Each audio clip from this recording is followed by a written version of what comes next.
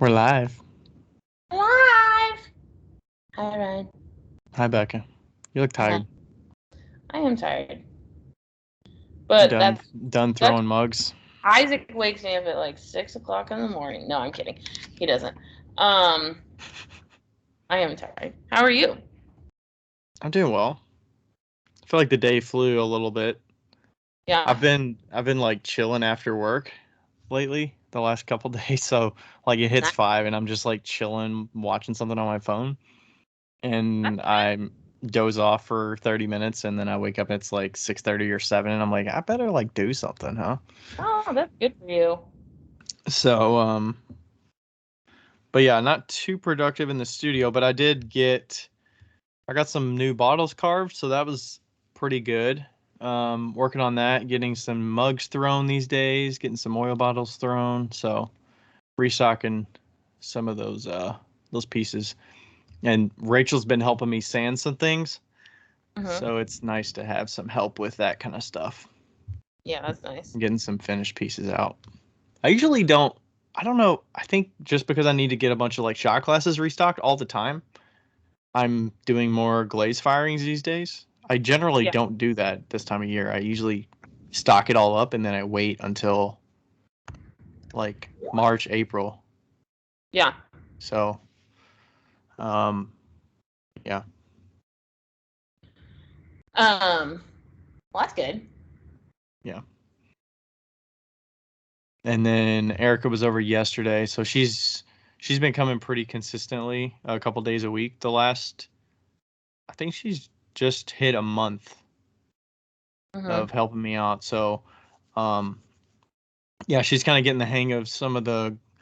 She's got a good handle on the glazing. She's been putting underglaze on my bottles and getting some of that, or not underglaze, but the black slip, and prepping clay. So I feel like she's got a good handle on a lot of my different parts of my process, and just learned how to mix some of the glazes. She was, taking my white glaze and dry materials, mixing it up, sieving it, all that good stuff. So getting to a good spot. It's nice to have consistent help.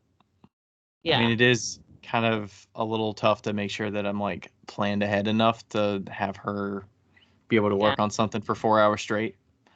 It's always awkward when somebody comes in and they're like, I'm here to help you work. And you're like, oh, shit. Yeah.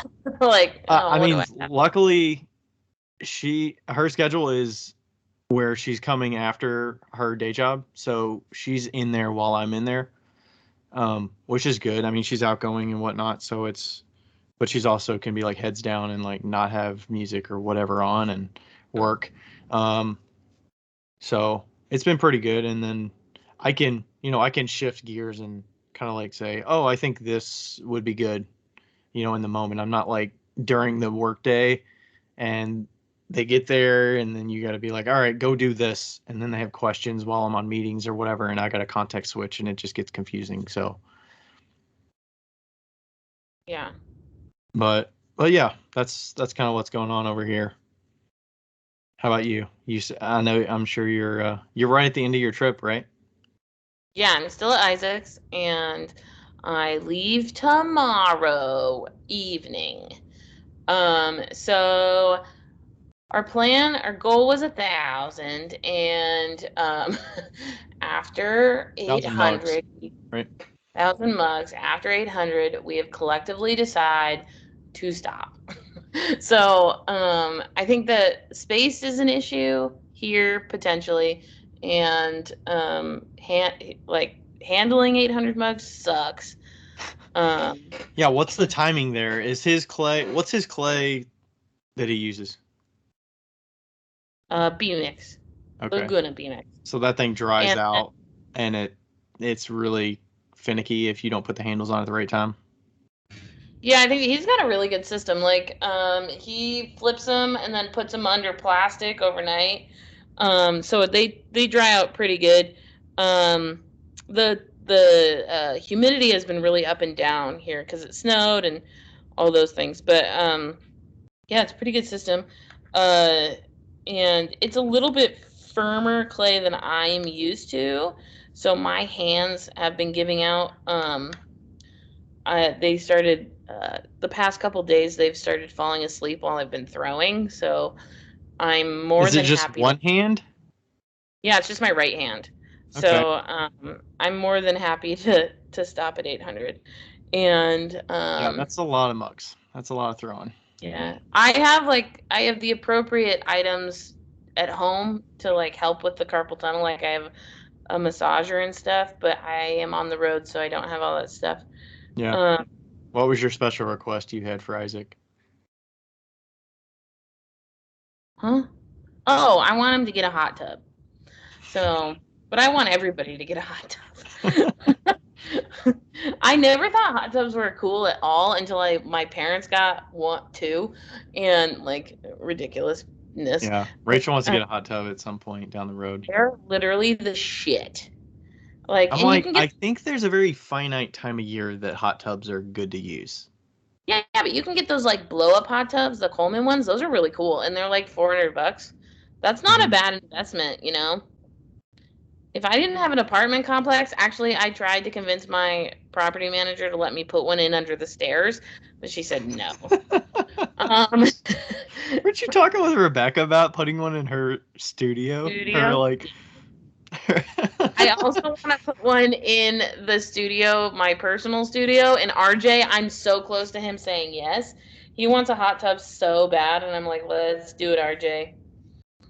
Oh my Um, gosh. yeah. Oh, and today we made homemade pasta. That was really fun. So I didn't have my pasta machine, but we did it by hand, and honestly, they were really, really good. The Yeah. noodles. So what's They're the like fat. difference in that you're using a rolling pin? Yeah. It was funny. I asked Karina for a rolling pin, and she was like, the only one I have is the one we use for clay. I was like, that works In great. the studio. Yeah, Just so we wipe it off. washed it off. Nice. Yeah. So yeah, that was really great. And it did Alfredo and pesto and salad We need some and pesto pasta for dinner too. nice. Rachel got these like chickpea pasta or something. It didn't taste that much different. Was it the Bonanza? Banza? Was it an Mm, orange box? I think so. Yeah. Um, yeah. So yeah, that was really fun, and I really enjoyed doing the handmade pasta not in the machine. Actually, it was fun. I mean, I'm sure it's way less to clean up and No, not as much to clean up. They were like thicker and like they had more texture, and they were like more handmade. You know, hmm they didn't feel like a from machine made scratch. them. Yeah, they were like from scratch, From scratch, not Carlos and the scratch. kids like cut them. They cut them all, and so they're all different sizes, and Nice. it was great. You just use like a pizza cutter for that? Oh, that would be a smart idea. Uh, What were you using? A knife or just we scissors? used just a regular knife. The knife worked great. Scissors would be okay too. I mean, they're a little skinny to. No, because you fold it like an accordion, and then you cut straight down, and then you unfold it. Oh So right, that they're, okay, yeah. gotcha. Um, but but yeah, yeah, it was great. It was a great night. Super great. Love it. Yeah, I am really excited to go home though. So a Yeah. month has been a long time. Yeah, so because we're going to talk about like 2022 stuff, and I feel like this is kind of the start of your year, honestly. It's already February, but you've been gone basically the whole year. Month, yes. Well, yeah, year up to this point for the whole month. Uh huh. Because when were you last home? When did you leave, I 10th. guess? The 10th of I left January. the 10th. Yeah. Whole month. Wow. Yeah. It's yeah. I'm ready. But yeah, I mean, that's a long time. And it's not like you went one place, so you've been You know bouncing what around. I do appreciate though is that when I was living in my car, the one thing that I always appreciated was my shower at home. I was like, oh, I miss my shower. Like whenever I would leave home, hmm I every single place that I've stayed has had a fucking great shower. I'm like So they the set bed, your bar is a little higher now? yeah, the beds have been up and down, but the showers have been on point. Inconsistent. So Nice. that's been nice. When we were there for the comedy show, we used that shower. That shower head's kind of weird. Like the pressure is weird. It's like It's really strong. It could kill somebody, I It's think. like really thin. It goes through these like filters or something. I hate that shower head, It's got like honestly. And clay. I bought don't know if it's like clay balls or it. something. Yeah, it's a filtration system. I got it because my hair was getting all messed up. He's talking about my shower head in my apartment. I got it because my hair was like really struggling with the hard water in the apartment complex. And so I got that to filter out the water. But the shower head, the pressure is so hard Yeah. and the water is like weird. So it gets all It's like, calcified and then it shoots everywhere. yeah. Like, Rachel said that, and I was like, you just gotta like rub your thumb over the little holes so it like removes the calcium or something, so they come, yeah, and that it doesn't sprays even out straight.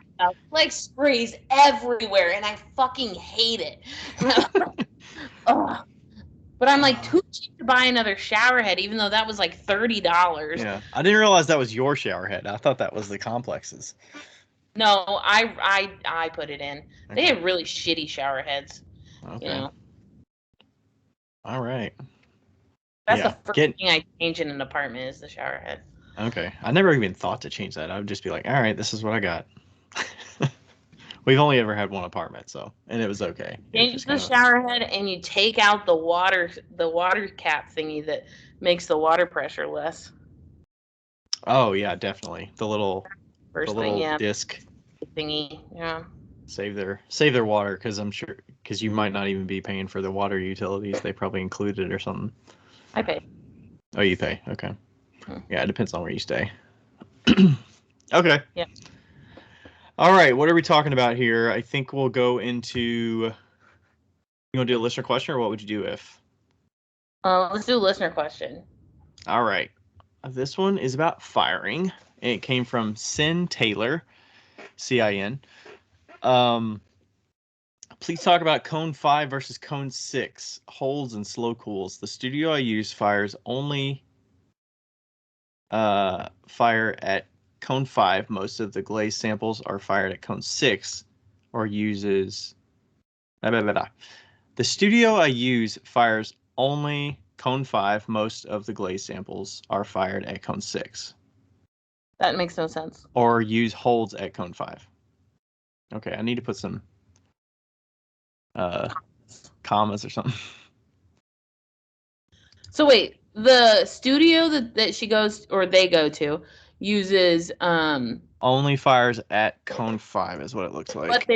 But their most of the glaze samples are fired at cone 6 or use holds at cone 5.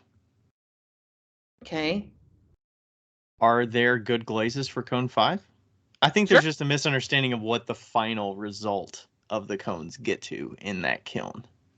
I think that's kind of what the differences are here. Because I think different studios fire at different temperatures based on, if you're in a community studio, I think, you know, your glazes can go to cone 6. They look different at cone 6, but like at Baker Hunt, they fire to cone 5 because they don't want to risk the running. Because if you're like, okay, we go to cone 6, so we fire to cone 5 and hold for 5 minutes, but it's not really cone 6, you know, it doesn't get to cone 6. Right. So you reduce the running and whatnot.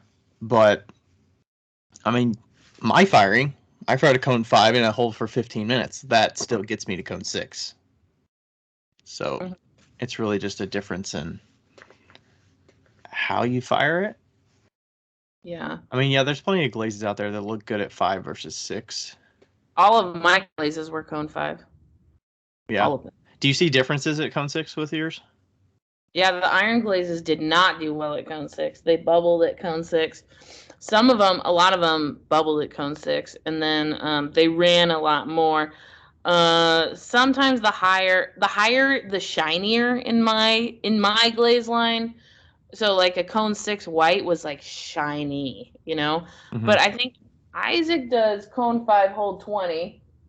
Yeah, he's nodding his head. So he does cone 5 hold 20, and I think that produces a really nice white too. So the hold can really like help the it kind of lets the glazes like shine a little bit, like they kind of show their personality more when they get a little bit hotter and they kind of soak at the end there. Yeah. And it helps your whole kiln reach its temperature too. Like a 5-minute hold, a 10-minute hold, a 12-minute hold, whatever, can like make the bottom be the same as the top. Um, Yeah, if you have an that's where uneven, I've definitely got used to holds for that yeah. with my kiln. But So if you're working in a studio and the glaze samples are not fired the same way that they fire their kilns, then they need new samples because then they're never going to show up the way that they yeah, say. or make your own samples of Yeah, or make your own samples. colors that you like. Yeah, because sometimes the glaze samples that they put out there were done when they first like mixed the glazes or something, or maybe somebody new started firing the kiln and it's a different schedule, or they fired you know, when we started, we did all these tests at cone 6, and we realized that we wanted to change it to 5 over time because Mm-hmm. of running or whatever. Or if people layer glazes, you're gonna risk stuff sticking and running everywhere.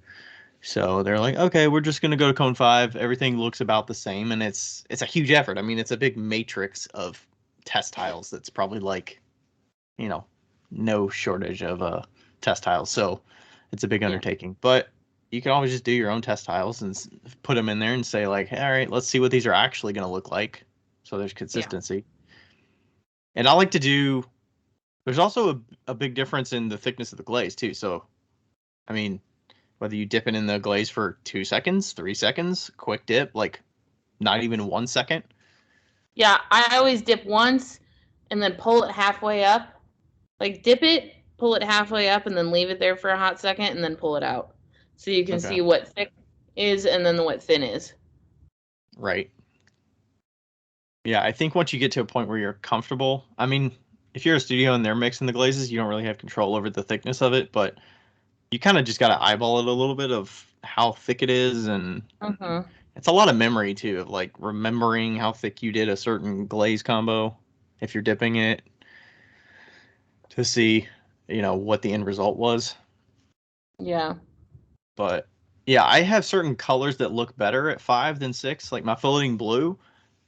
I like it at both, but I would say generally 5 or 5.5 is kind of the sweet spot for that glaze because it's Yeah. more blue in that aspect. If it gets to 5.5 or 6, it actually goes a little bit muddied green and it Mm. doesn't look as good.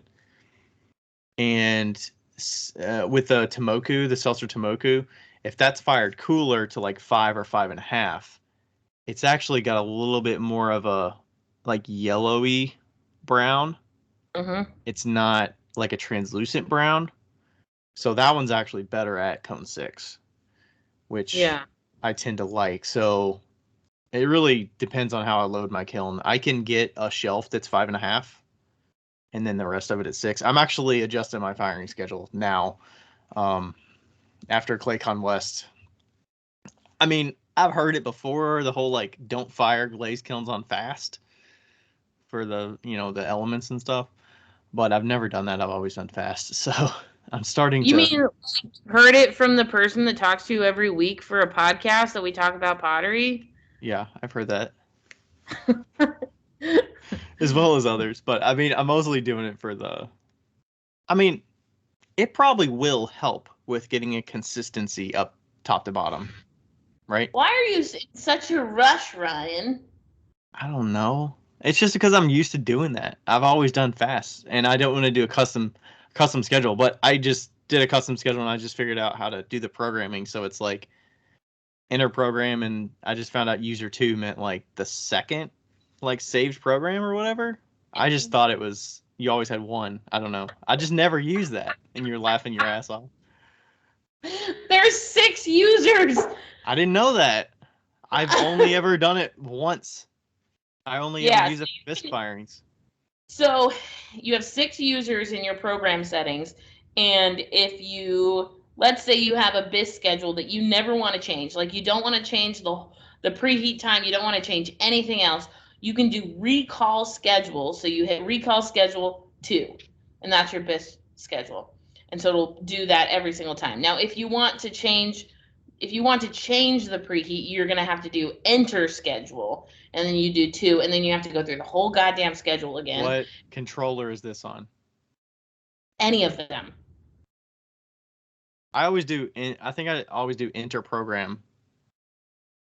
Enter program just And makes then it's the thing. It just makes you go through the whole program again. okay. If you do recall program, it's just the same program used last time. But I always recommend doing enter program because I think it's important to Go make through sure everything and make sure you know what you're yeah. doing. Yeah. I mean, with the bisque one, I definitely adjust the hold time at 185 based on what I just put in the kiln. Because I don't always need to put a 3-hour hold or, you know, right. like I just did one and I did like an hour and a half or an hour. Because I know everything's really dry. So yeah, I started doing the medium and I'm kind of tweaking it. I think I've got my Olympic kiln to a good spot with my schedule and like what temperature I want to go to. So I think I'm going to cone 5 and holding 15, and that's been good. Good. I'm not necessarily doing a slow cool or anything like that. Um, they mentioned a slow cool, but I've only ever did that once, maybe. Or I don't think I've ever done that actually. I just did it on that single fire piece, but that was like a slow fire. That wasn't a slow cool. I've always done cone 5, hold 8, always, and I don't know why, but I always have, and I probably always will. And is but I don't have glazes that run anymore, so I could probably do it without the hold, honestly. And that's always a medium firing, right? Medium speed. Mine's slow. I always do it on slow. Slow, okay. Because I don't care about the time. If it comes out when it comes out, it comes out. Okay. I say the slower the better. I mean, slow is probably going to give you the most intense. I don't know. Not necessarily. Not everybody wants the look of the glaze if it's on slow, necessarily, if it runs more. I'm surprised your cheap ass doesn't do it on slow. The I don't reason want to I spend do the it time. The time, Ryan. Do you like changing your elements? That's why I'm going to medium. I can deal with the loss in time to go to medium. We'll see. I don't know. I'll be singing a different tune here in another year or something, and I'll be on slow. I don't know. That'll be great. That'll be the day. I do need to order some more elements just in case, because I feel like some of my elements are falling over a little bit, and I'm like, oh, I don't want to risk it, and I want to get ahead of it just in case. That's what I love about having a brand new kiln, is that you're just like, I can order those in a year. It's fine. It's well, great. you also don't fire it very much since you've got it. How many times have you fired it? 30. 30? Okay. That's more than you thought it would be. I thought it was going to be like 5. Wait, Nope, are those 30 your firings, or is it also the studio that's like the other? It's mine, Sarah, and Merritt's, but they've only fired it probably 6 times. Oh, really? Okay. Yeah. I thought maybe they fired it more than that. You underestimate my ability to fill a kiln, Ryan. I guess I just thought you haven't made that much work since you've had the kiln. I pulled into Inseca with over 100 pinch pots. I know, but that doesn't take a. Your kiln's bigger though. No, Inseca, Claycon West, sorry. My kiln's a 7 cubic foot. And I sold a bunch of shitty cups. Mm-hmm. All right. And I mean, we've done a lot of firings that weren't full, too. Yeah. Okay. Because we kind of had the time was needed, So. Yeah. Yeah. Okay. But yeah, if you're in a studio, generally you're not gonna have control over the firing, so. Yeah. I would just say do your best to get your test tiles so you know what to expect from the glazes you're doing. Yeah. Do the 2-second hold, the 3-second hold in the like glaze itself to see what the result's going to look like. It gets tough. I feel like students don't always put enough focus on how they're applying the glaze. Would you say that when you had students, did you feel like that was kind of a thing? I guess it depends on how long they've been doing it, but yeah. I don't know. I guess when you're the students I've seen in the past, when they dip glazes, they may not always like pay attention to how long they're dipping it. And I always made my glazes so that you dipped it in, pulled it out. Like that was it. There was no waiting 2 seconds, waiting 3 seconds. It was always just in, out. That's it. okay. And all your glazes were the same base, so they were generally Most of them, yeah. pretty much the same consistency. Yeah, generally. Yeah. You mix it up, you want to see a little bit of red on the mixer. That was it. Okay. All right, thanks for that question. And then we got what would you do if? Ryan, what would you do if you won $10 million after taxes? After taxes, which is what, like 6? No, $10 million after taxes. Oh, after taxes. Okay. Yeah. I would invest like a third of it or half of it. Okay. And then what would I do with the rest? What would you buy, like, that you've always wanted that would be an expense that, like, you normally wouldn't do?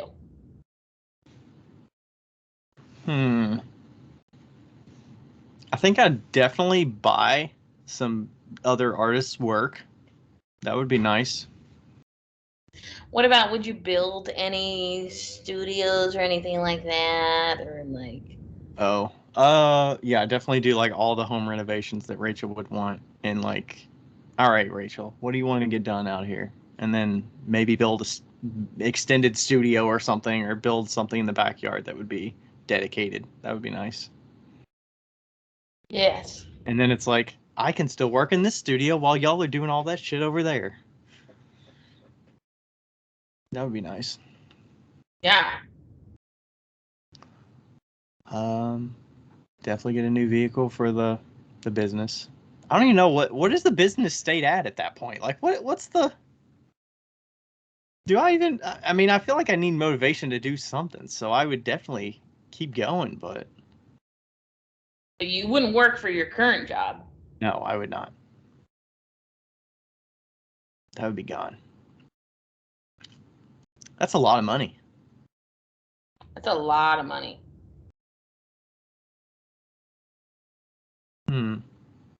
Definitely travel. We Yeah. do not dedicate time to travel. Like we're looking at this year of like when we're going to travel and do certain things. And I'm like, Rachel, we need to figure out with shows and other obligations, like when can we travel that's reasonable? Because, can we do like 4 or 5 trips? Like 5 is probably out of the question. 4 might be more reasonable. And how long are they? And, but hey, if I don't have that job, then it's like you can travel whenever, and we can actually not worry about the commitment and time away from other things and like money lost from not working, Yeah. For sure. And then I'd probably just bank the rest of it. I don't know. Until I figure out what else to do with it. Yeah.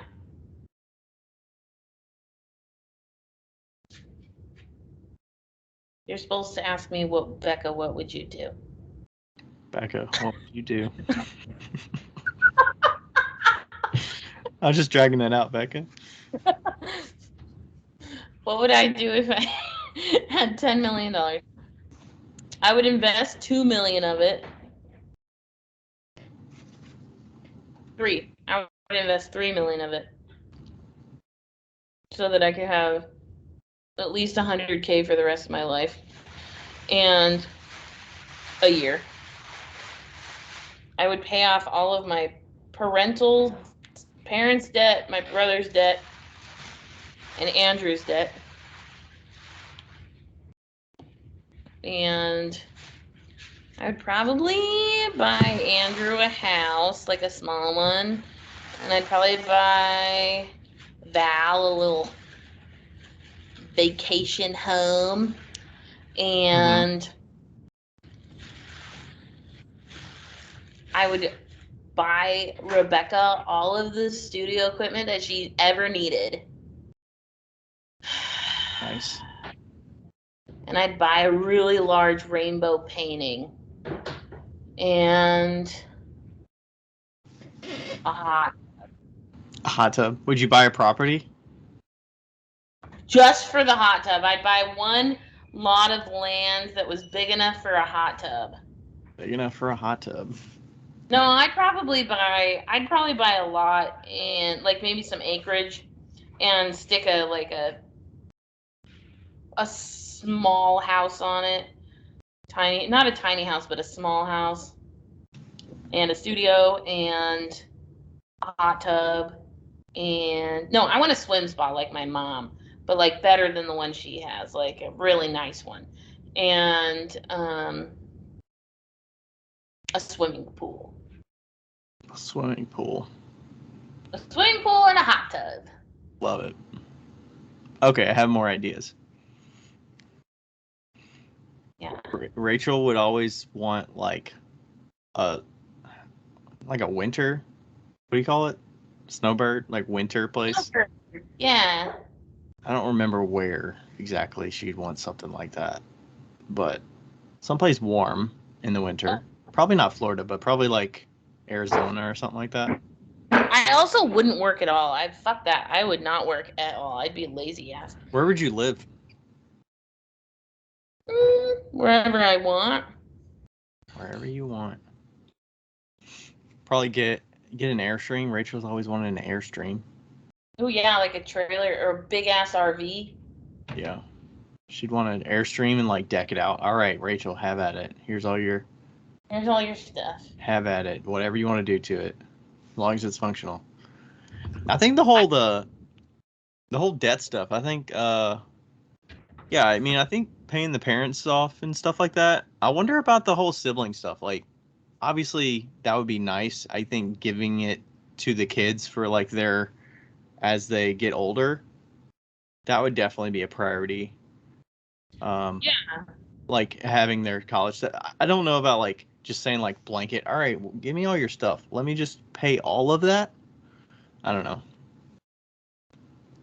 You could just put it It's in a kind of fund weird and not. to just not for the kid, not the kids part. I'm talking about like, hey brother, let me just give you $700,000 or whatever. It's like That's a lot. Or however much. Like that's kind of a big big ticket. It's like Yeah. I would feel like they're like indebted to me. I don't want that. Yeah, that would suck. But I get the whole like paying off their like student debt or something like that. That's fine. Yeah. That it's like a burden, but it's like buying their house that they have or something. Like, that seems a little bit. I definitely think that I would also take like a certain amount of money and like pay it forward towards like struggling artists or like some art community center that like actually does good, or I've always wanted to be rich so that I could buy artist stuff like without like being able to just like go to somebody who knows like super struggling and just be like, here's money, give me this painting, Yeah, I think I would like the helping them out, giving them equipment or whatever they need instead of just stocking up things that I accumulate of their work. Yeah. Maybe just like, here's a bunch of money to help you do this thing that you want to do, but give me like give me one thing in return that's small. I don't need anything big. I'm not going to commission you to make me something, but you could have a wall of little tiny paintings. 4x4 or like a piece that you're really proud of that. Yeah. Or give me one of the pieces out of that new kiln or something. Yeah. I would love to do like a traveling thing where you like go to different people's studios and whether you like help them out or just visit them. Like if sometimes when you go to people's studios, you don't help them out and you just make more work for them. Yeah. Or you just hang out with them. That too. Traveling wheel talk.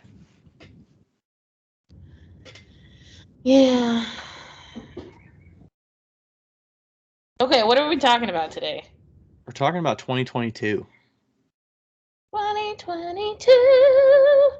It's already February.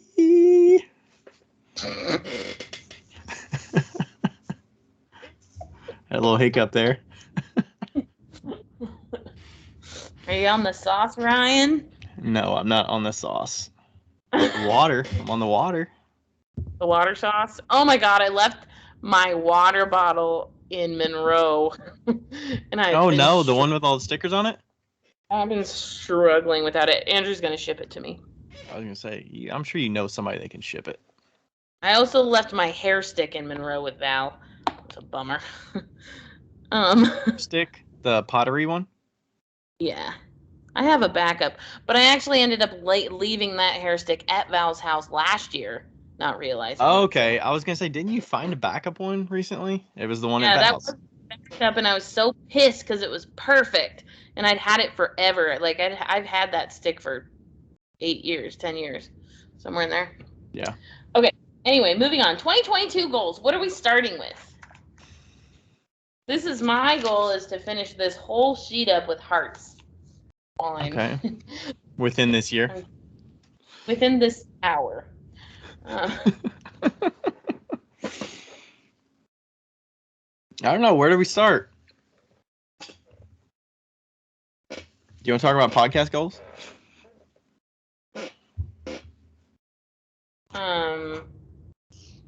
Yeah.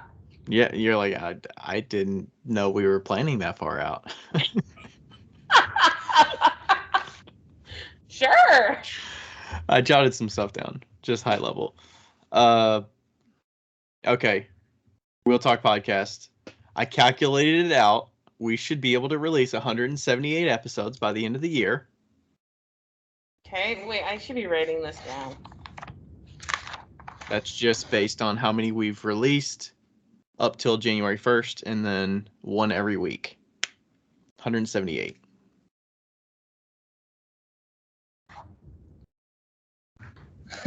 Okay, wait, 100 and what? 78.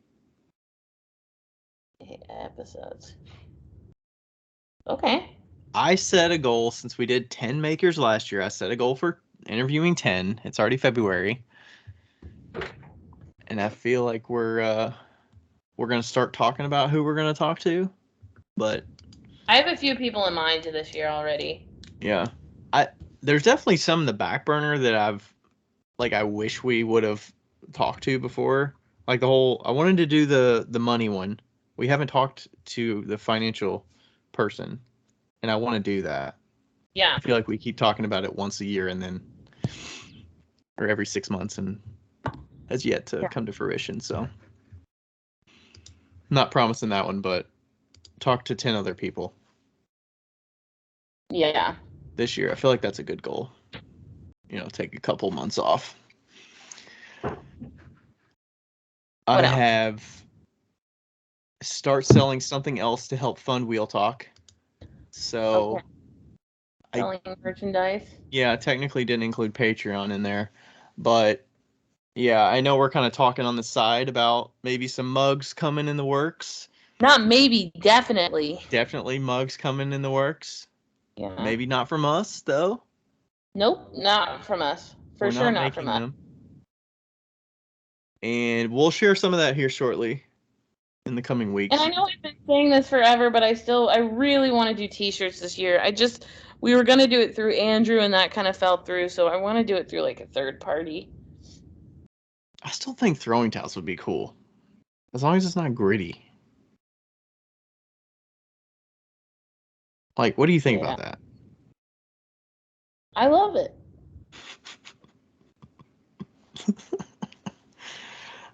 I just picture you using it like when you're throwing at your wheel that didn't have a splash pan. It's just like throwing water all over your crotch while you're trying to throw, and it's like, oh, I got a Wheel Talk throwing towel.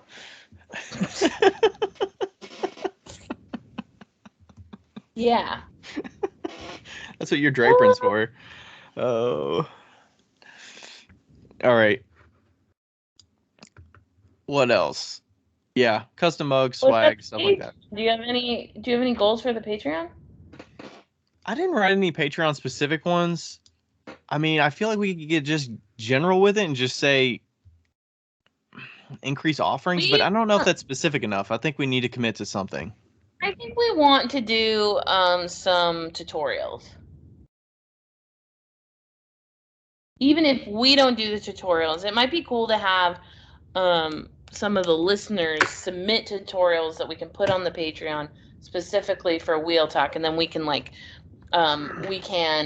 subsidize them. Is that the right word? Subsidize? Pay them? Pay them. Do we want to commit to a number of patrons? How many do we have? Do you want to guess how many we have? 26. 21. Sure, let's do 40. Patreon.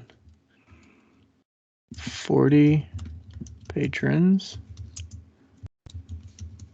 Okay, and then more tutorials. I like that. That's good. Really I just came up with a tutorial idea where other people did tutorials. I like how we're passing all this work off to somebody else. Hey, I mean, it's a community too. I think it's. I agree. I think I really like that. I mean, I don't think it's realistic to say that we're taking on more and more, and we're just going to find time to get all of this stuff in the works. I mean,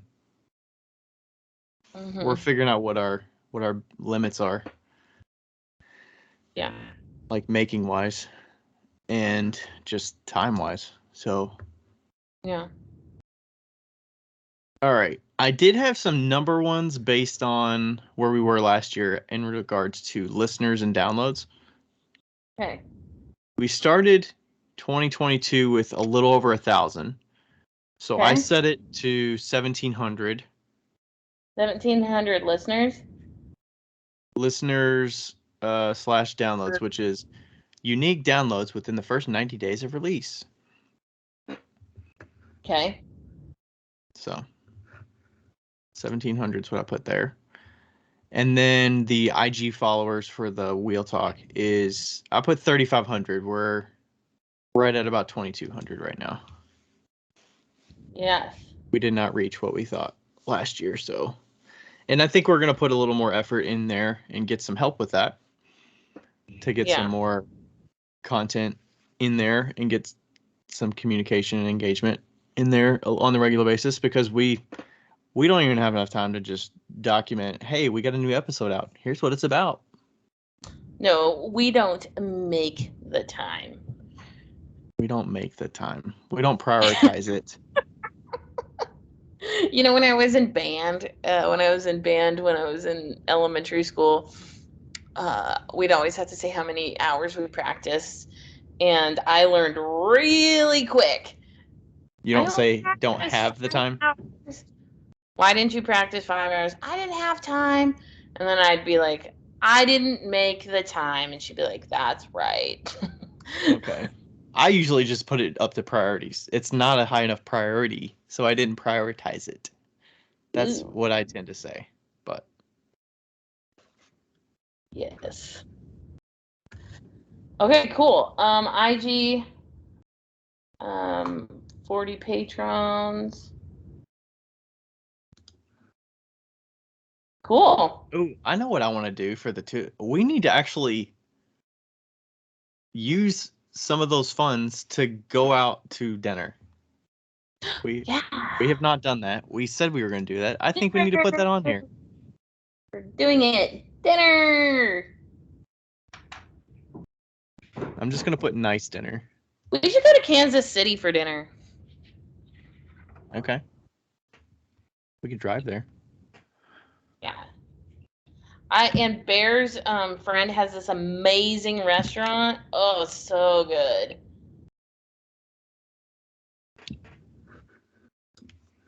Can't remember what it's called. You told me what it was before. The bird. Yeah. Anyway, okay, we're gonna have dinner. Anything else? Not for. I mean, the only other thing for us combined would be pot swap stuff. I mean, I just have host pot swap 2022 on here. Gross. It's gonna be the 5th year. Oh, jeez. I did not just say gross, by the way. That was not an instant reaction. She just saw something that was gross. Yeah, that's what I Something. did. I just saw something. Um, You're still off the. You're still on the high of it. That you're like, do you oh. know why I don't like pot swap? Because I always feel like you do all the work and I always feel so bad. And I try to do the work and I'm just not good. I don't know. I'm not as technologically aware as you are. So, like, you're always on your email. So you always answer all the emails and you are always like checking things. And I never check anything. I just swipe my emails to get them away. Like, I just make sure that, like, And I don't even I look. mark them on red because we haven't replied to them. Right. And so I'm like not that person. And I always feel so horrible at the end of pot swap because I'm like, Ryan did way too much work. How do you feel So, less horrible if we get more people to take on some of the tasks that I do? Will that make you feel less horrible? yeah. Or you don't make the time to do the tasks Say that that again. I said, or you don't make the time to do the tasks instead of having the time to do the tasks. Yes. I mean, I think as it's growing, it's obviously getting more and more.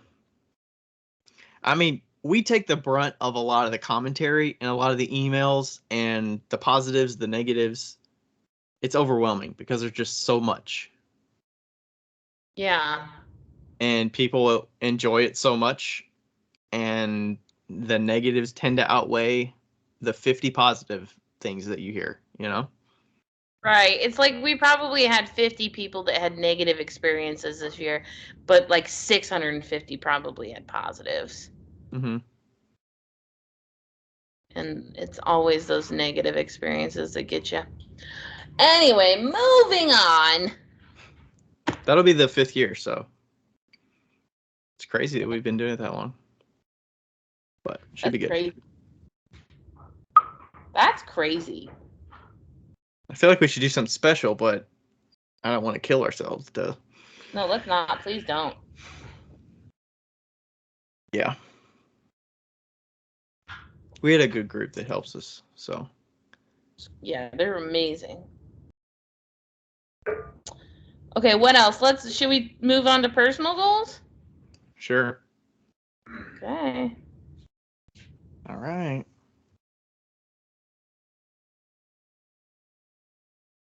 I'll start off in general. I'm going to Okay. prioritize working on more important things and saying no more frequently when I Yeah. can.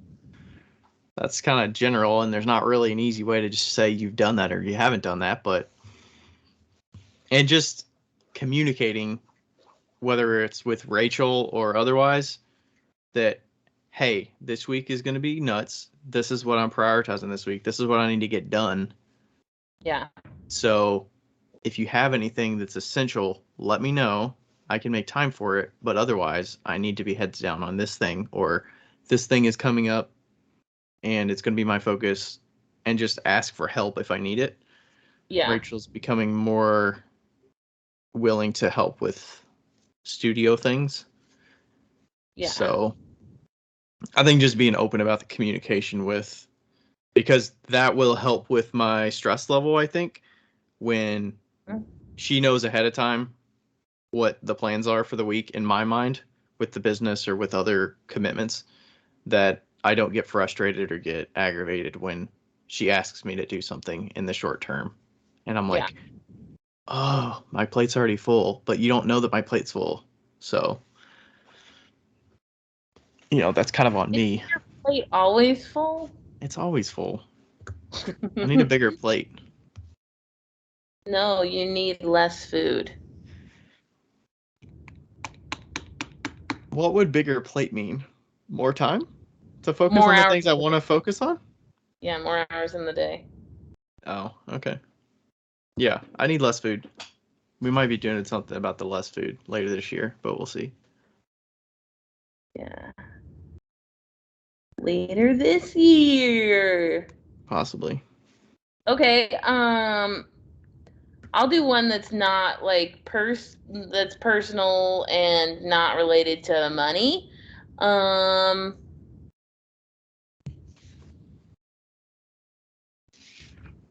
wrote them down actually. Oh, there's nothing not related to money. What about just personally? Like, do you have things that you want to spend more time doing or prioritize?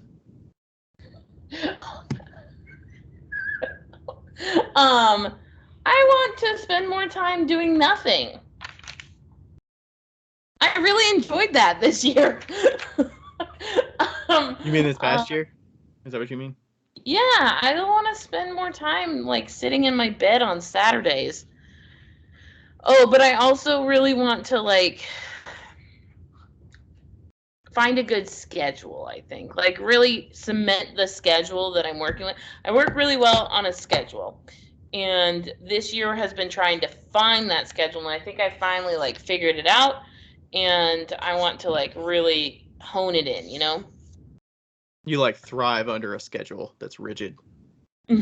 I do, actually. Is that to help with your discipline, or is it like you're most productive when you don't have to think about the things that have to get done? You just fall into the rhythm of what you always do. I think it's because I get really ADD. Mm-hmm. I think that's really it. Like, if I don't have a schedule, then I just won't do it.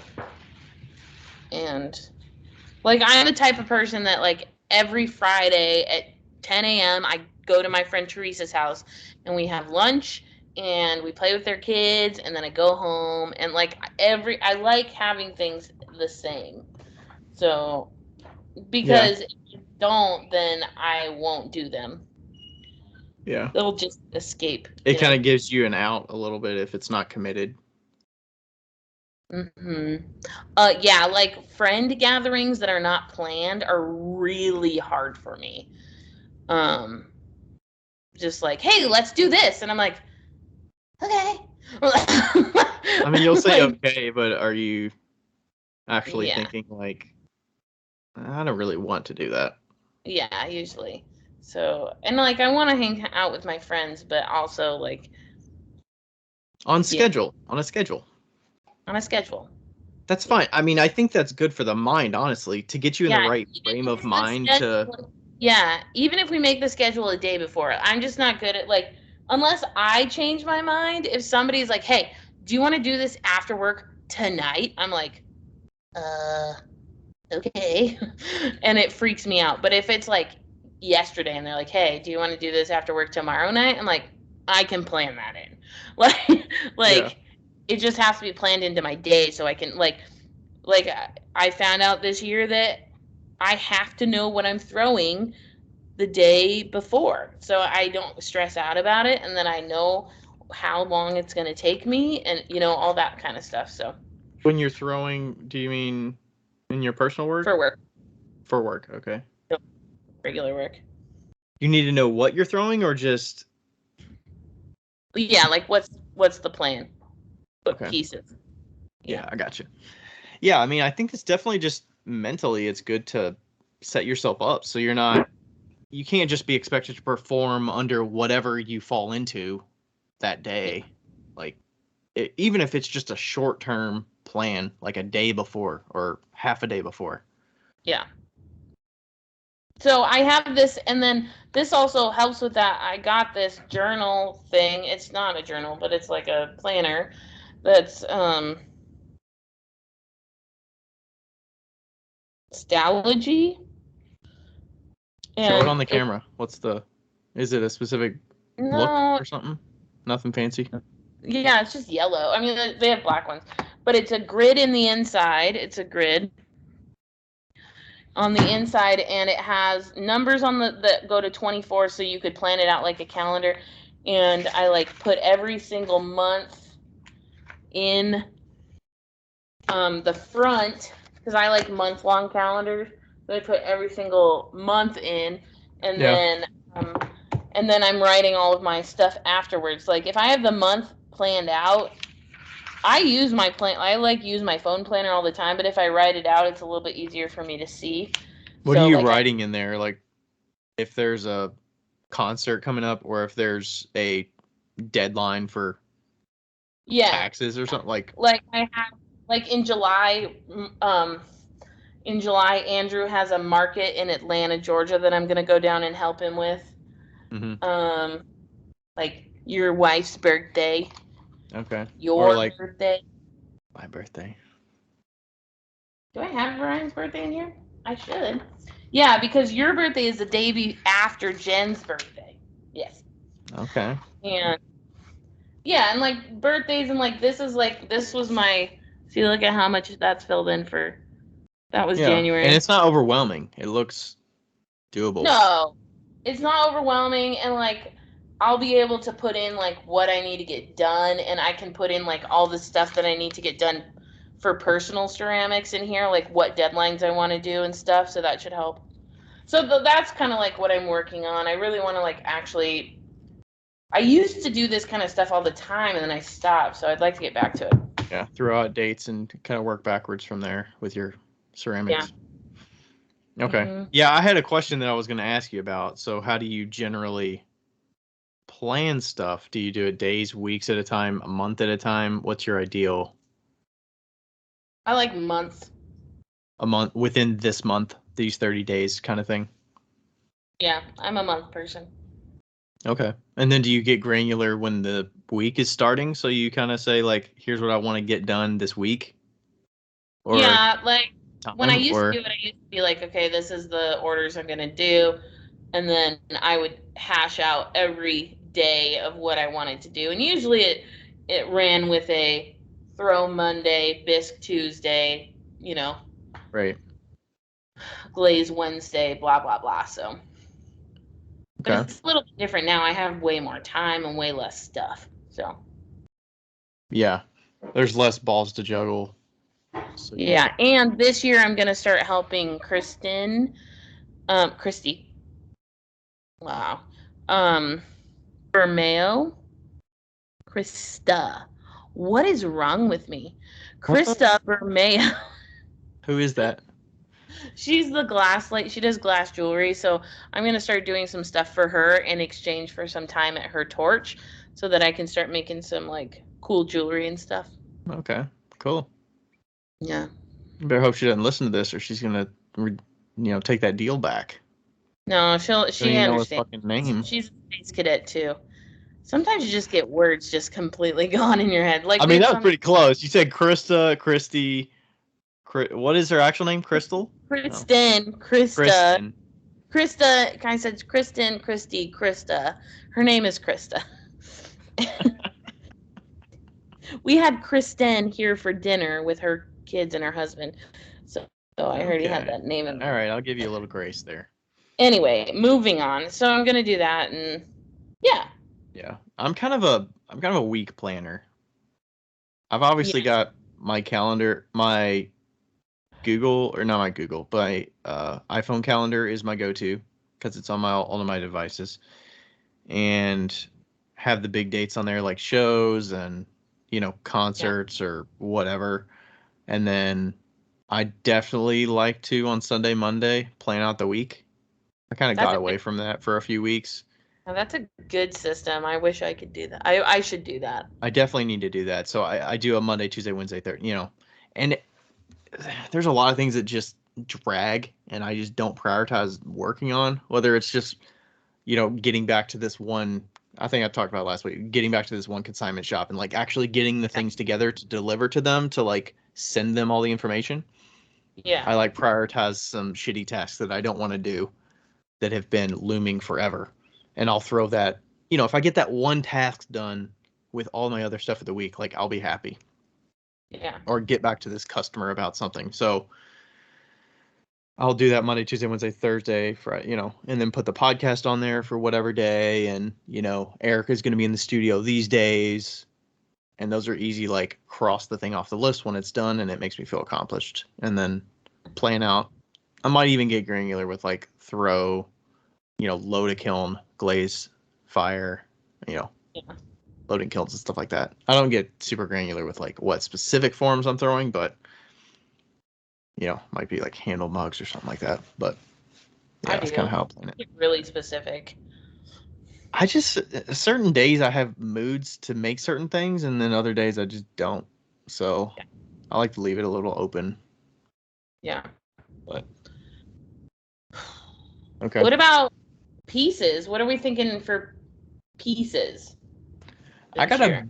a big goal for, and I never actually put this on there for previous years, but I'm actually gonna list it. I think we talked about this last time, but I'm gonna put 5,500, throwing 5,500 pieces for the year.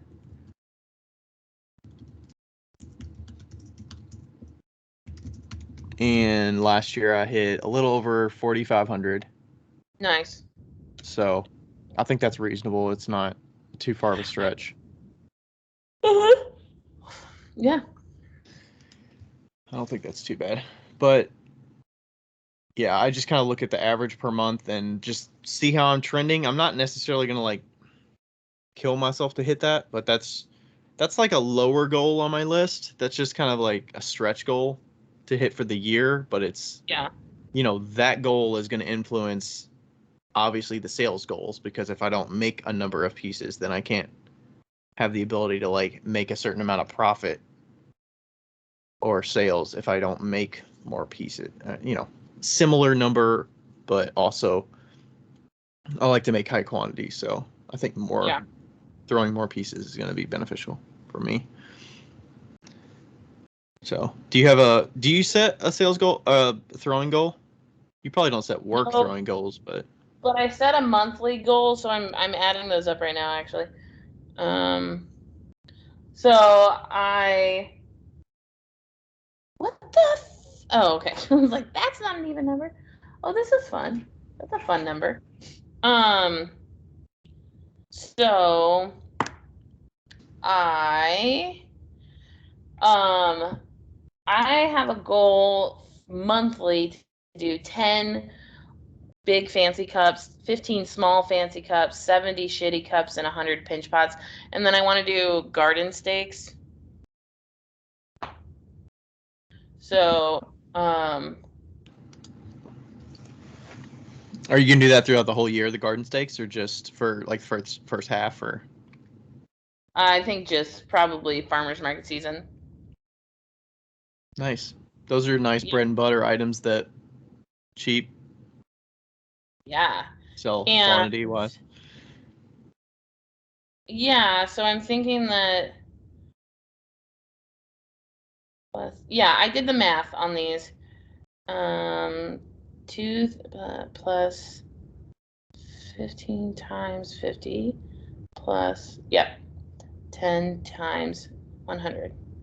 So that comes out to $3,800, which I think is a lot more than my goal. My goal is to make $3,000 a month in pots to save $2,500 every month. So $500 goes to expenses. That includes my rent at the studio and my clay. So. Okay. Yeah, and that's 2,340 pots, which I feel is very attainable. 2,000 of your personal pots for the year. Yeah. Nice. That's not including garden stakes, because that number will be fucking insane. Okay. So. Yeah, I mean, if I didn't include shot glasses, my number would be like 3,000 pots. 2,000 pots. Yeah, the garden stakes. When I do garden stake production, it's fucking crazy. Like, I'm gonna have to create a display just for garden stakes. So. Is it weird doing your garden stakes on the vertical slab roller, or are you going to use a different slab roller? No? No, that's what I've always used. Okay. It just seems like with them being so small, but I guess you just roll out the slab and then you put it on a flat table and then you cut them, so it's not like you're... Okay. Yeah. And what's great about it is that you can just cut the slab and you can do the width of the clay is your garden stake. The length of the garden stake. Yeah. And then just see how many you could fit out of that. Yeah. How do you cut them? Do you have do you have like a stick or something that you just the right width or something, or do you have a If I something to remember, standardize it? I just cut them by hand. You just kind of randomly do it. Okay. Yeah. As long as it's straight and you got a straight edge or something to. Okay. Are Yeah. you gonna figure out how you're gonna do the names and stuff on them? I know Yeah. you were talking about a system that was efficient. Stacey Morgan tested a bunch for me that I sent to her that were just baked on. So it was I sent her underglaze ones, but I had her do it in Sharpie and Sharpie or the India ink type stuff and stamp it on and then bake it in your oven. And I think that that's the way to do it. So that's going to be my goal for this year is to do all the garden stakes completely blank and then stamp them at the end and just throw them in the kiln at 350 for an hour and bake them on, Mm-hmm. and then have blank ones at the shows. And if people want specific ones, you can just stamp them and then send them home with instructions on how to bake them. So you just use like one of those Minnesota pads, or you have like a specific ink? No, just an ink stamp pad from like Hobby Lobby. Just a regular ink. Okay. Yeah, one of the archival ink ones. Yeah. Gotcha. Okay. Cool. Because it really does stay for like a really, really long time. Like she put it in Alabama sun, towards the sun, and they never wore down.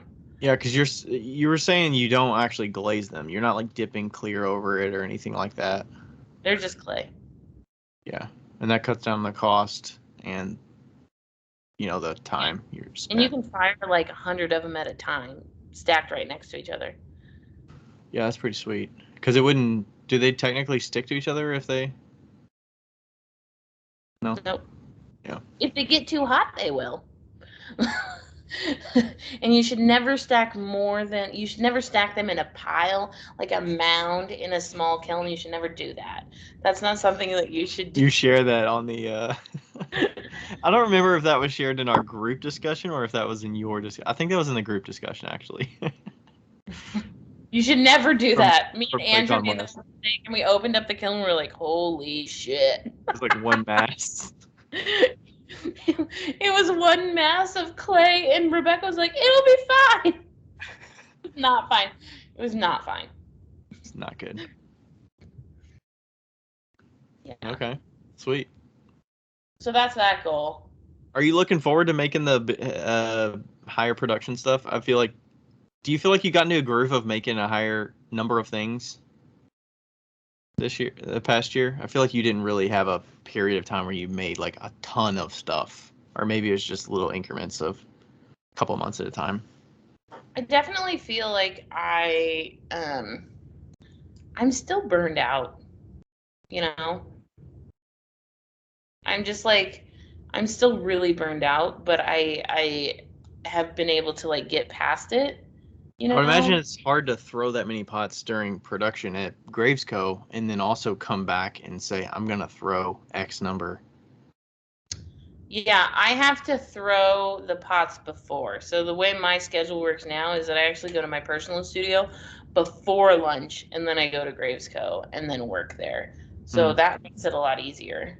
Okay. I guess you'll see how your body's working throughout the day and see if I would get off of work.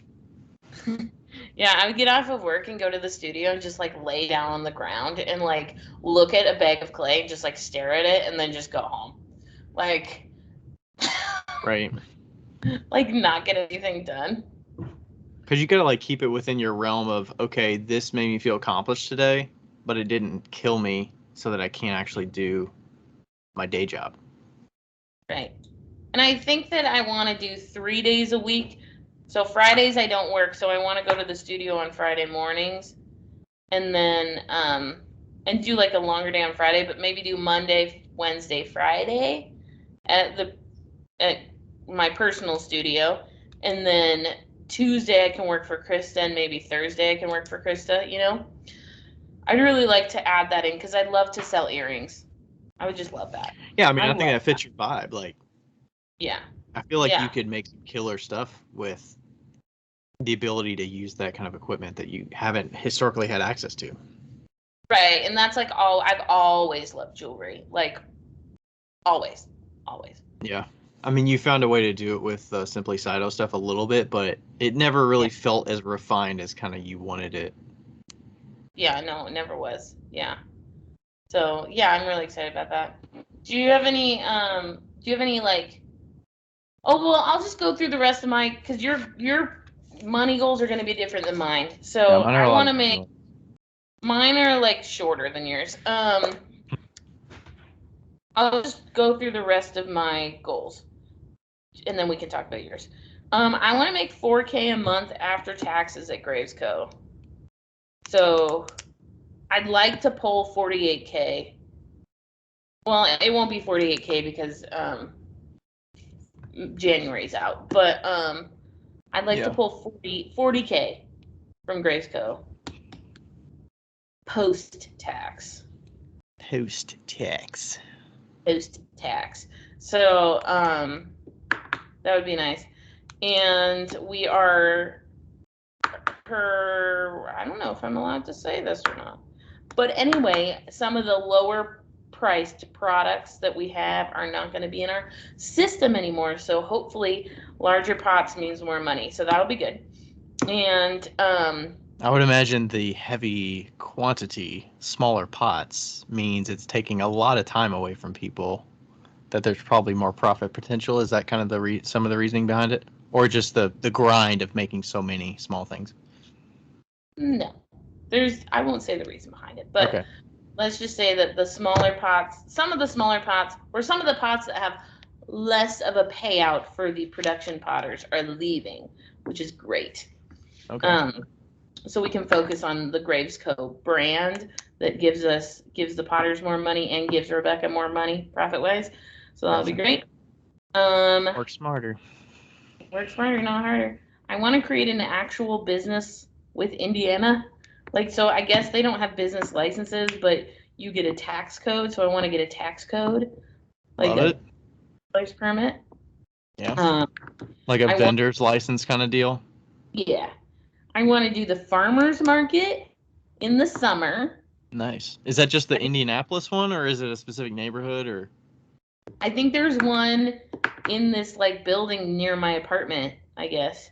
I just think it'd be a lot of fun just to do the farmers market. They don't have a potter, I don't think, so it'd be fun to just Cool. take the garden stakes, take some cups, um, get back in that business. And I want to do 3 shows. 3 shows on the books. 3 shows in the farmers Three markets. shows on the books and the farmers markets. And a really lofty goal, like a super lofty, like I don't know if it's going to happen, but I'd love it if it did, is I'd really love to buy a van this year, but I don't think the money's going to work out. A van, just in general, or to have an extra vehicle, or that is your vehicle. That is my vehicle. Okay. I don't know if I'd sell the Subi, but I do want a van so that I do still want to like build out a van, and I still want to like, that's still something that I have always and will always want to do. And before it was even cool, I wanted to do it. So like Yeah. literally when I was a kid, I wanted to be a truck driver so I could live in the back of the semi. I have always wanted to do it. So yeah, I still really want to do that. So You want I'd that love to. mobility so you can just sleep in the back and you have, ample room and trick it out a little Yeah, bit. yeah, and like be able to put pots in there and like sell to people, whatever. But mostly just for traveling and just for camping and like just to be able to go whenever you want. hmm So but it has to be a reliable van. The last van was not reliable. Yeah. So What was his name? his name was Rusty Rusty. And why was that? because he was very rusty. Oh You no, still his have. name was Russell. It was Russell because he Oh, was it's more rusty. classy. Russell. Okay. Yeah, Russell.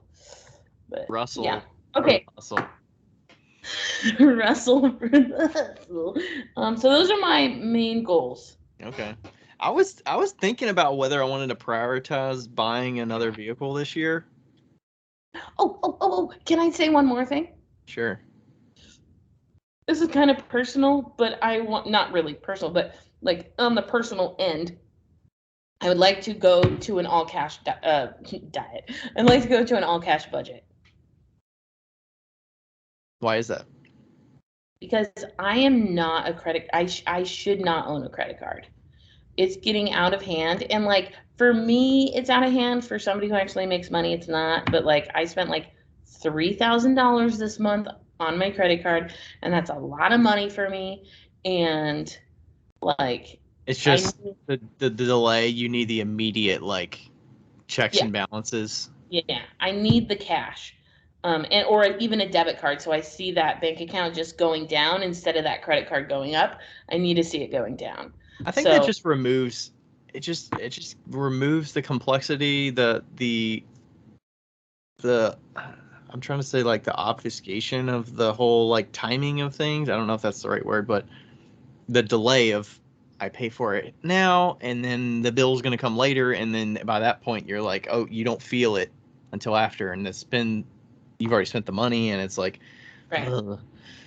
yeah, exactly. It's like ugh. I texted Jamil and was like, just so you know, this year's going to be tight on a budget, so be prepared. I'm sorry. like, I'm like, yeah. So I did my budget, and I'm switching all of my. I don't have a debit card through my bank. I do, but I can't get cash out because it's from Washington. So I'm switching over to my Fidelity checking account Mhm. for debit so that I can pull cash out if I need to. Or And you they actually get that at? Do you just go to a random ATM to do that, or are there Fidelity no, there's no like? Fidelity ATMs. Like, I Yeah, I mean, there didn't are think so. probably at the Fidelity banks that they have like 10 of, but Seems like they'd be Fidelity, partnered with certain banks or something to say like they're these not are. partnered with any banks because they reimburse from every bank. So if you go to any ATM, they reimburse the $3 Love it. or Okay, whatever it that's is. cool. Yeah. So that's why I'm going to Fidelity, because then I can just go to any ATM. It doesn't even matter if it's in like a fucking restaurant, you know, I can get Convenient. money out. Yeah.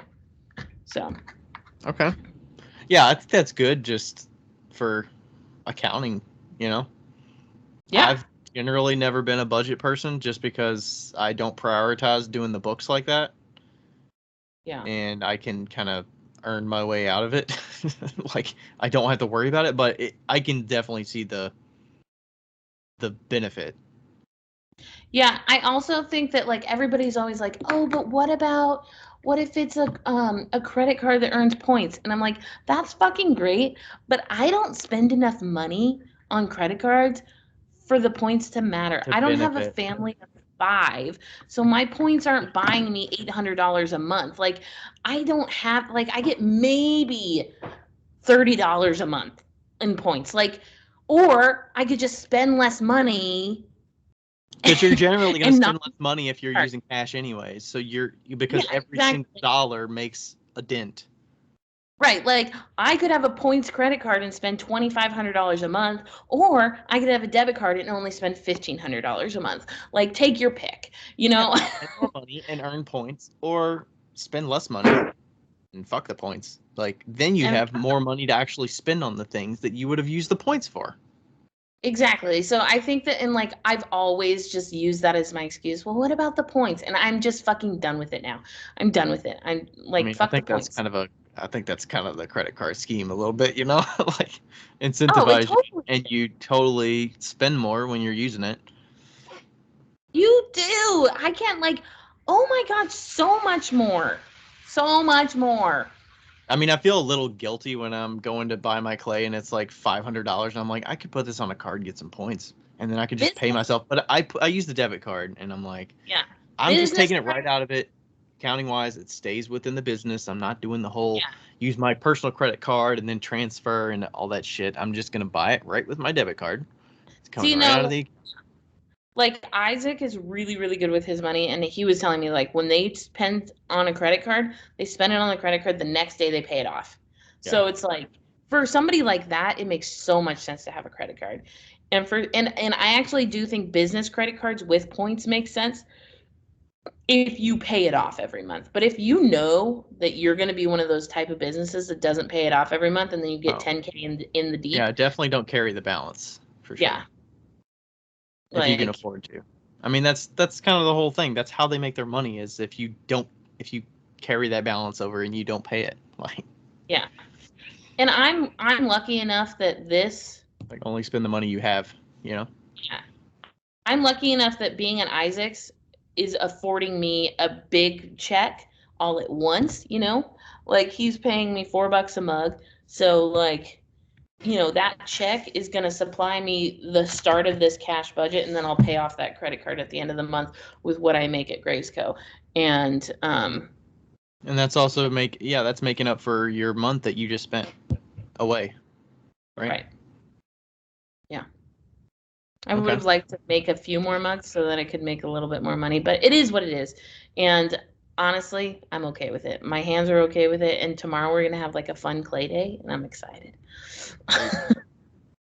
Anyway, okay, let's hear your goals. Money goals.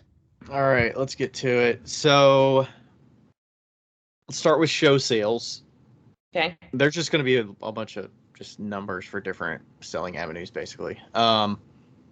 Actually, let's just start with the high number. Okay, total revenue for the year, 100K. Okay. I was close to 80 last year. With the move, I probably would have hit 80. So I feel like 60 in 2020, 80 almost in 2021. I feel like 100 is attainable. Mm-hmm.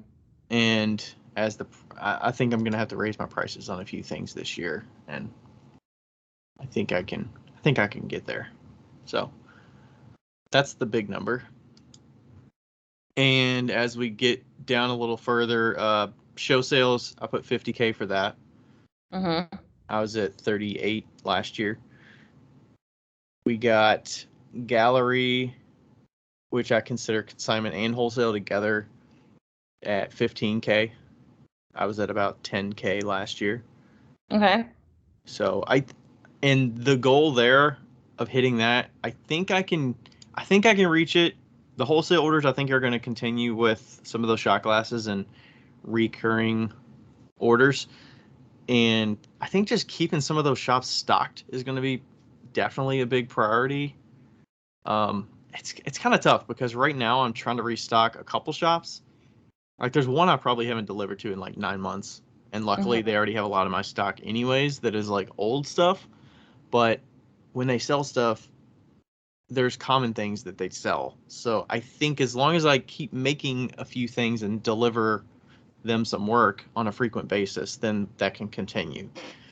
And I'm sure I'll get, one or two different, hopefully I get one more wholesale account that I've been, that one I was talking about that I just submitted with. I think that one might work out this year, and that might add some more in the works, and just keeping some of my regular shops that sell pretty well, keeping them stocked on stuff. It's hard to prioritize. Like right now, it's tough with the things I'm making that I need to prioritize making things that are going to go out the door to a shop that I'm going to get 60% of when they sell. Yeah. Versus like, I need to restock the stuff that I have, but I don't technically need to restock them until I start selling at shows. But I mean, I still need to like set things aside and like prioritize, because it's going to take a big chunk. And then where am I at if I deliver a third of my stock that I make to the shops, So, and so I think just trying to get ahead of it a little bit. And I've also found success with the wholesale orders that I had, the contacts I had from last year. I did start reaching out to them. I've got on a habit of reaching out to the ones that I've delivered to and just saying, hey, I'm just getting ahead for the spring. Is there anything you need? So that I can add it to my list and say, all right, they need it by May. Like I can figure out how to get this in May, rather than them reaching out to me in April and saying, can I get this in May? So that helps. I think that it's easier to get return buyers from people that already trust you and know what you can do than I'm going to set out to like get two more wholesalers, If those come, cool. But I would be much more comfortable planning wise to reach out to the people that I've already know what to expect. So that's the gallery consignment stuff, consignment wholesale stuff. And then online, I put 20K online. I was at 22 last year. I don't want to set myself up too high with online because I'm sure it's going to take a lot of time away doing the stock for the shows. Yeah. Because I'm definitely in a heavy show season like I was last year. I am going to try and figure out which ones I'm going to prioritize. I might do a few less for the year, but I still want to put some stuff online. And I'm going to continue to like keep the shot glasses restocked. I think everything I've sold this year has been pretty much shot glasses, spoon rest, saucers. And they keep going. Like I sold, $2,000 worth of shot glasses in January or something like that. It's crazy. Ridiculous. Good Lord. Oh, well, it wasn't all shot glasses, but the Etsy sales from January were about 2,000, I think. And I don't really have other stuff on the shop. Like it's mostly shot glasses. Yeah. So, yeah, that's the online stuff. I'm definitely getting a little more choosy with what I'm putting up too, because it just feels like a waste when you put stuff up and it doesn't sell. So, I'm not going to prioritize putting like bowls up, for instance, if I don't have a really good confidence that they're going to sell. So, Right. it's going to tailor a little bit of what I decide to make as well, because, I do want to get some more like oil bottles up there. I historically have not had like carved oil bottles. I know they can sell. Maybe do. Oh, I need to add that actually. I wanted to do I'll add this on the end here, um, but yeah, just making sure I know what can sell, what has a good chance of selling, getting them up there like mugs. I need to be more diligent about setting aside 10 or 15 mugs and just putting them up. It doesn't have to be a big shindig release. It could just be like, this week I'm going to put up 15 mugs. Like I'm going to put some stuff up tomorrow, I think. Some mug oil bottles and just see how they go. But yeah, so that's kind of my sales goals for the year.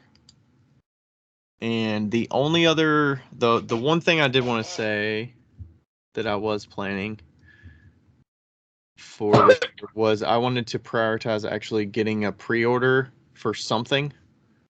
I've never done that before, and I've been reluctant because I don't want to stress myself out of doing a pre-order and then having to like make to stuff that people's already paid for. And I feel like it's more pressure. But I think I can do it in a safe way that I limit how many I'm committing to, and maybe I'm just doing a glaze to order kind of deal. And I think I'm just going to start with like carved bottles or something like that and say I have 20, pay for them and I'll glaze them and I'll deliver them within a couple weeks kind of deal. So I've definitely been reluctant to do that. Like, have you ever thought about doing that? Or like, I mean, you've done that with a flash sale, I guess. So technically, like, is it stressful? Is it as stressful as I'm thinking it's going to be? It's a little stressful. Because just with all the other stuff that I have going on, I don't typically make to a specific order. Like, even if I'm doing a wholesale order to fulfill for somebody, I don't dedicate all my time to fulfilling that one order. I can't afford to do that because there's other things going on that I need to do. So, if there's a show coming up or if I got to glaze like spoon rest to restock those or shot glasses or whatever, like I'm never dedicating all of my time in a week to fulfilling a specific thing. Yeah, I mean, it can be very stressful. What I do like about it is that you're throwing, like, in a flash sale situation, you're throwing the exact same thing. You're just glazing it a different color. Right. And there's not a lot of mess up, in that.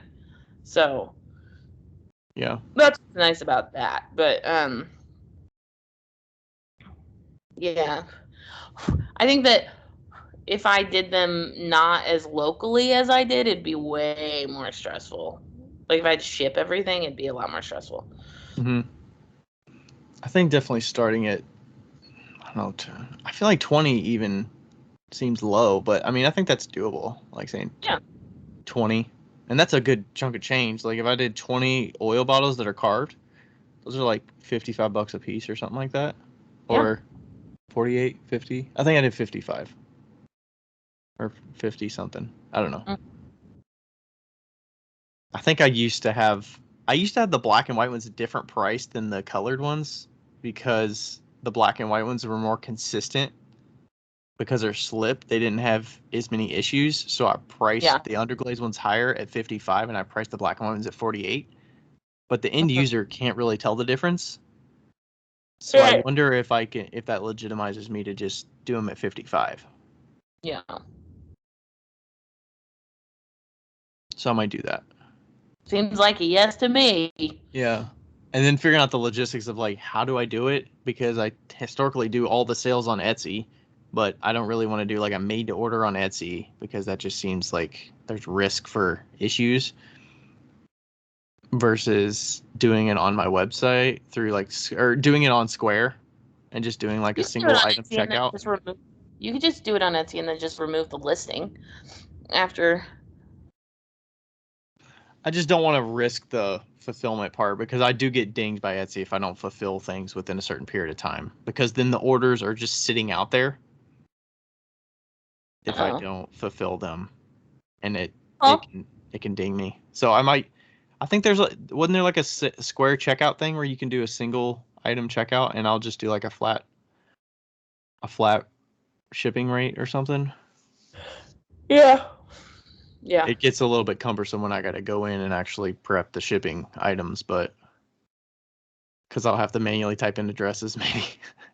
Yeah. I hate that. I hate that. There's nothing I hate more than manually typing in addresses. No, there is, but But yeah, that's something I definitely want to prioritize doing. I just have always wanted to do it, and I never have thrown it in the mix with other things. So yeah. I think I'm going to try to do that before we hit the spring, just to see if I could turn them around in 2 to 3 weeks when they're already bisque fired.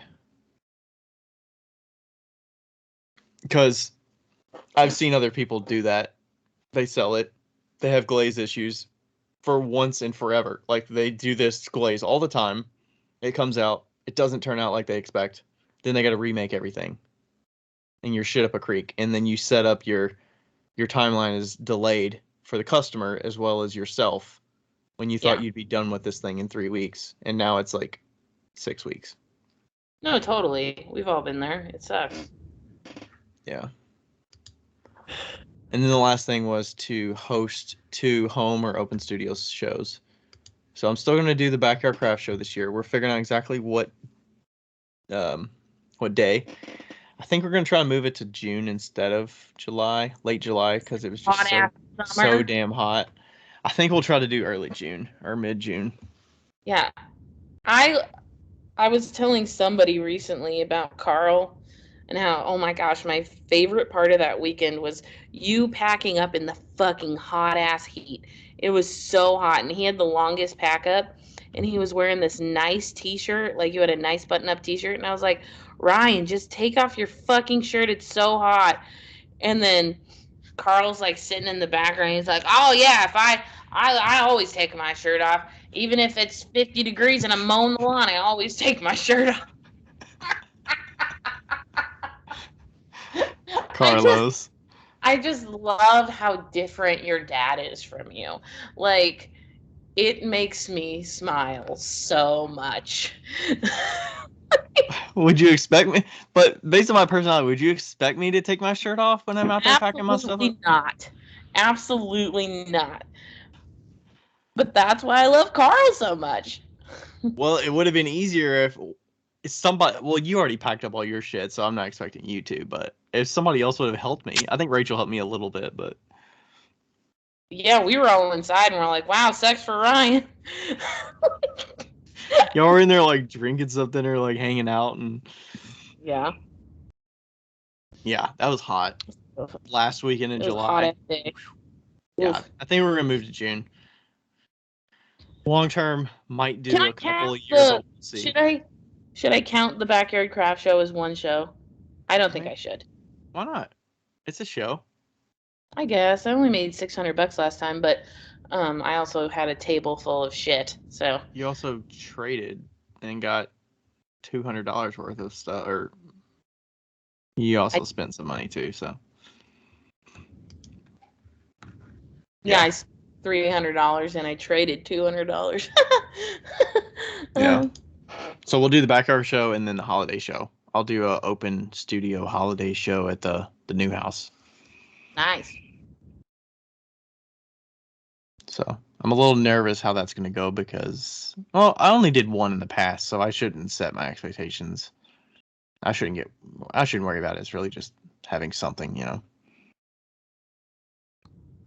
You should see if we can rent out that parking lot that Kroger's in, like at the back of the parking lot, that the shitty Kroger's in by your house, and then we could do the buddy show. Why do you want to do it in a Kroger parking lot? Why not? Why wouldn't you do it? I mean, we could do it we could do it out at the like community center from the house that I used to live at, like that That big would, open area. That would look better than a Kroger parking lot. but people see Kroger parking lots.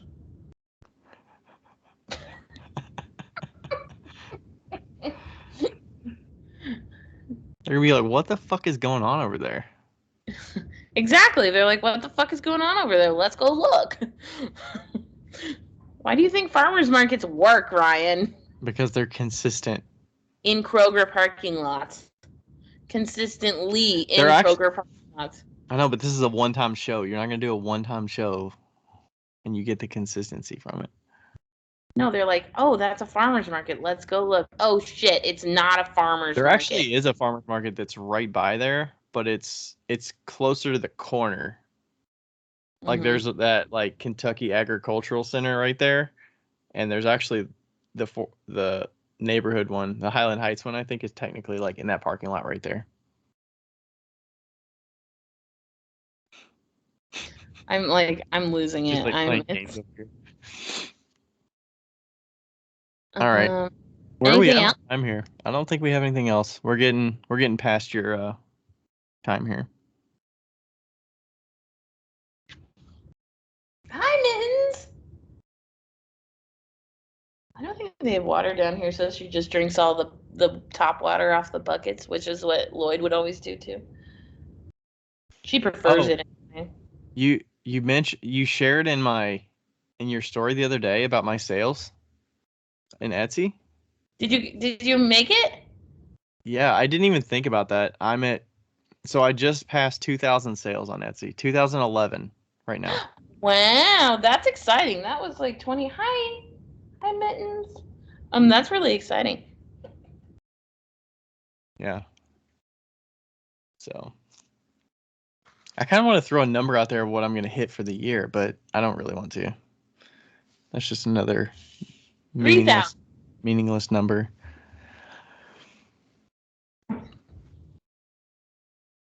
Mittens just rejected me. Yeah, wow. I feel like those are all good goals. Yeah. Good shit right there. Good shit. Yeah, I think just in general as well, I'm going to try to, the communication thing, but also, reaching out to people and offload things that I can afford to offload that I don't necessarily have to put time into, that I feel like I'm obligated to because I have the skill to do it. Yeah. I feel like, especially like clay lines things or just other things that I take on, that it's like, yeah, I can do that. Of course I could do that. Should I be doing it? Or is it important to do this? Probably, it could probably fall down the list. Yeah. So, okay. I have a couple more things that we'll talk about on a different episode. I think it might be good for different discussion that we can do a whole episode about. So,